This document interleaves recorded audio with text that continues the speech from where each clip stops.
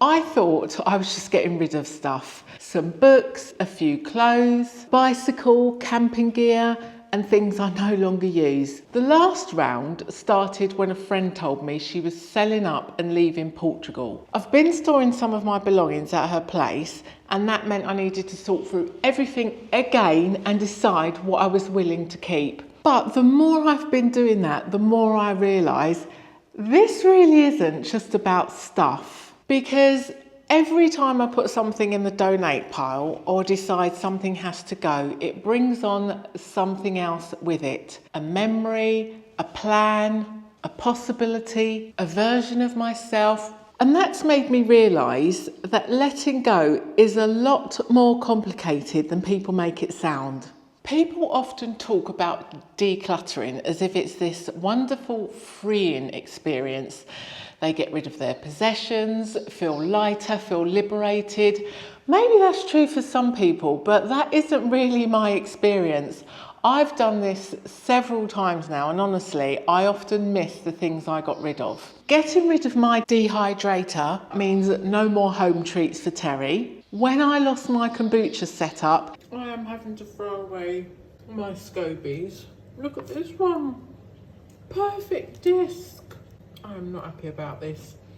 It meant no more homemade kombucha. When I decided to get rid of my snowboard, I realised I wasn't really just getting rid of a snowboard. I was letting go of the possibility that I might never snowboard again. I started wondering if that is what makes letting go so difficult. Maybe it isn't the object we're attached to. Maybe it's what the object represents, because I've been watching two friends go through their version of letting go.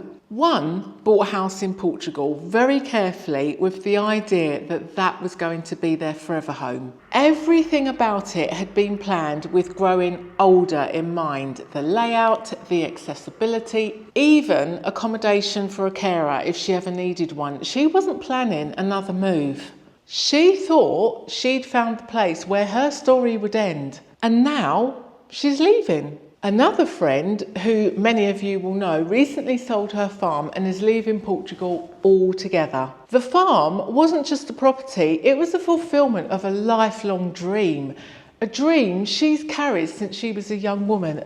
A dream she thought she'd finally achieved. And now she's had to let that go too.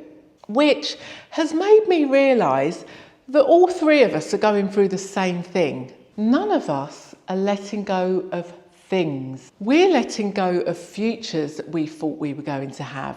We're letting go of plans, assumptions, certainties, maybe even parts of our identity. And perhaps that is why it's so difficult. Not because we're losing the thing, but because we're finally accepting what the thing represents. But the strange thing is, I think letting go always creates space for whatever comes next. I'm just not always convinced we get to skip the grief part first.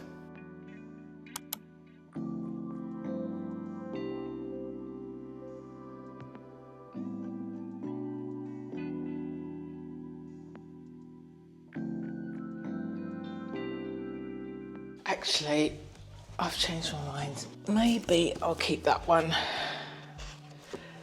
Yeah, and maybe that one.